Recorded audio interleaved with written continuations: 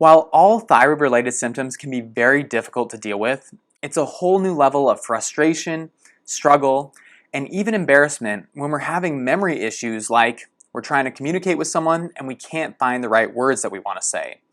Or maybe we walk into a room and we don't remember what we were doing there. Or even we could be at work and someone asks us if we've completed our daily task list, and when we look back into our brain, it's just a blank space and we can't remember if we checked those items off our list or not. So in today's video, we are going to talk about the three main causes of how our thyroid can relate to or contribute to memory loss and forgetfulness. And if you find this stuff interesting and you like learning about the thyroid-brain connection, don't forget to click the subscribe button and also ring the bell. That way you'll be notified whenever I post a new video every single Thursday. My name is Dr. Brad Bodle, and I specialize in helping women with Hashimoto's and low thyroid to lose weight and improve their energy naturally. But one of the other big areas of the body that can really be affected by low thyroid function is our brain. Our brain has a very demanding and robust metabolism, and we all know that thyroid hormone sets our metabolism, and so if we don't have that in place, our brain is going to suffer. But before we jump into the three main causes of memory loss, I really quickly wanted to cover the differences between problems with quantities of thyroid hormone and the utilization of thyroid hormone and how that relates to the way our brain works. So when it comes to interruptions in our thyroid pathway, it can either be due to the fact that we don't have enough thyroid hormone in our system, i.e. the quantity is too low, or we have enough but we're not using it correctly. Problems with utilization. If we're having a quantity problem, what we will typically see on labs is an increase in TSH, potentially a decrease in total or free T4 values, and this person will usually be treated with thyroid hormone replacement medication. Now, quick note here, although quantity problems are relatively easily addressed in terms of providing that hormone replacement and seeing a normalization of our TSH, this doesn't tell us what caused the quantity problem in the first place. So we always have to be asking that second question to be able to really get to the root cause of what's going on here. On the other hand, most of the people that I work with don't have a quantity problem. They have a utilization problem.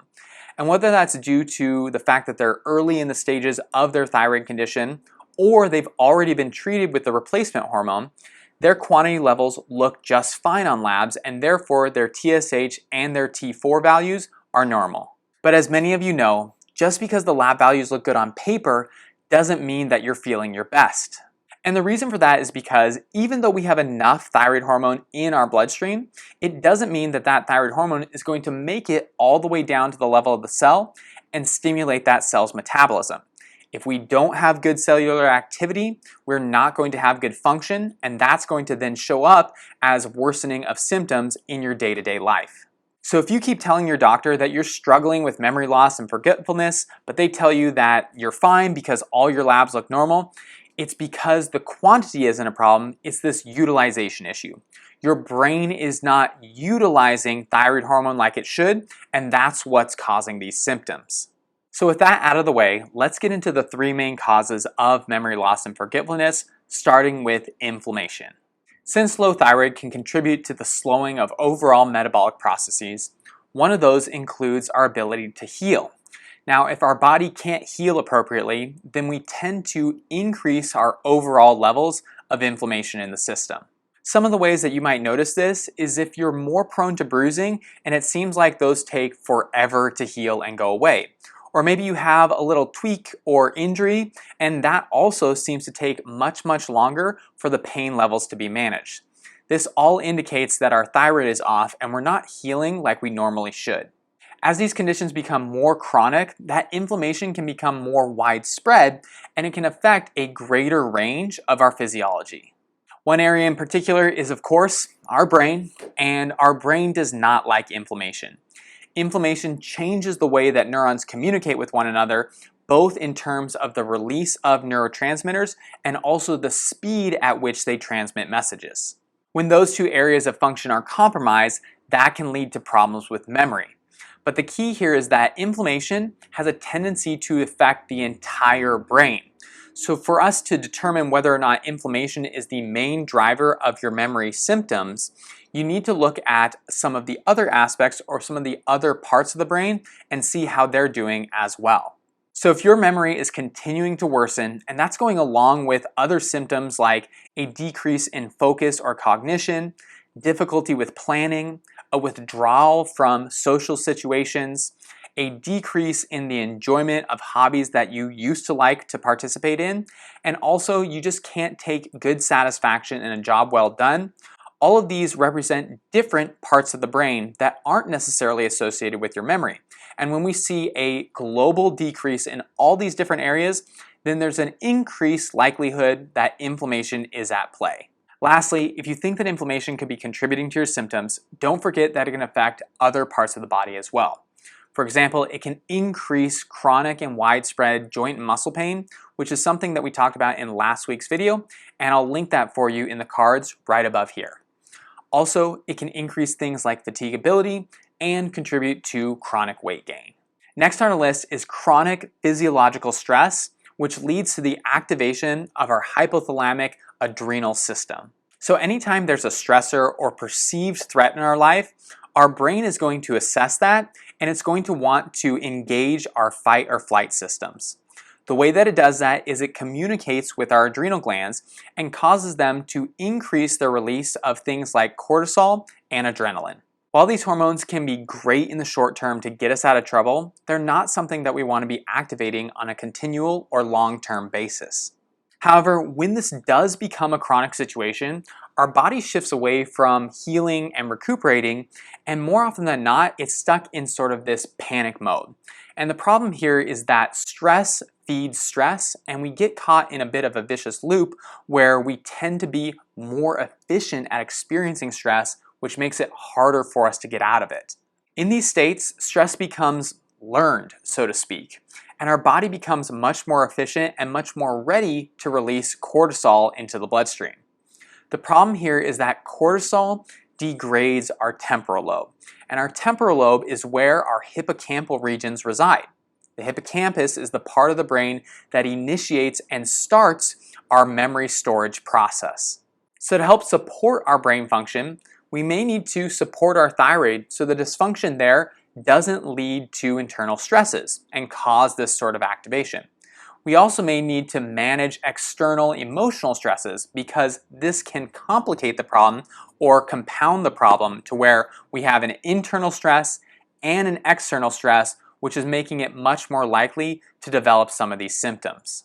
If you're finding that in addition to your memory problems, you're noticing things like fatigue and crashing in the afternoon, difficulty staying asleep at night, and also whenever you try to build up any sort of physical endurance, you have a very difficult time doing so, these are all indicators that you are not managing stress, whether internal or external, very well, and a better handle on this will help to support your brain function.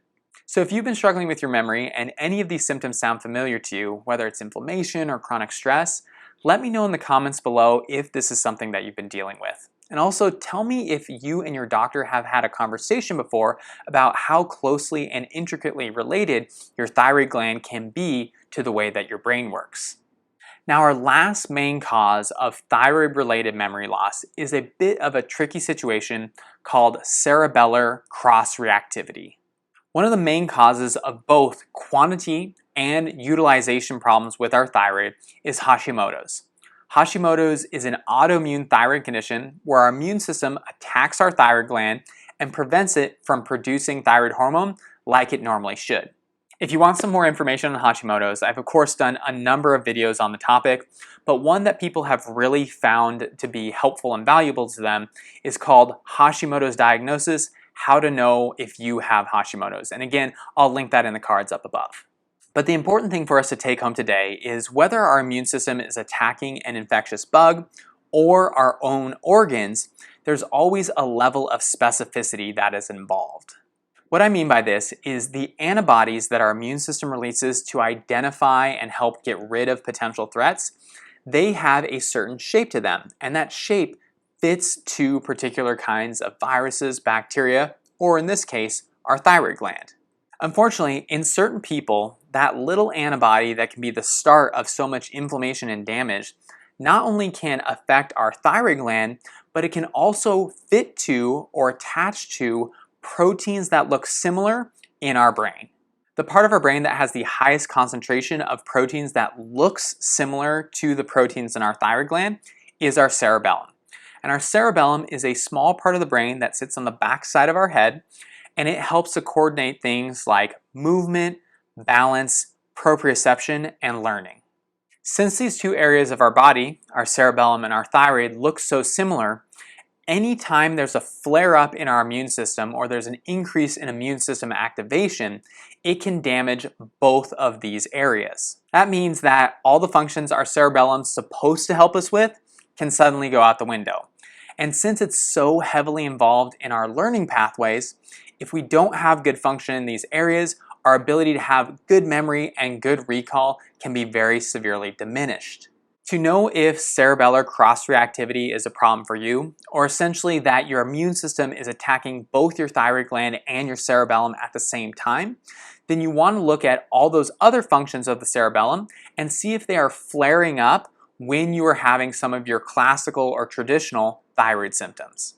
So if you're feeling more foggy, tired, gaining weight, and noticing an increase in your digestive and joint pain, and that is going along with having more dizzy spells, feeling more unsteady and unbalanced, and also you're just having a tough time navigating your environment, then there's a higher likelihood that there's issues going on in both parts of the body with your immune system.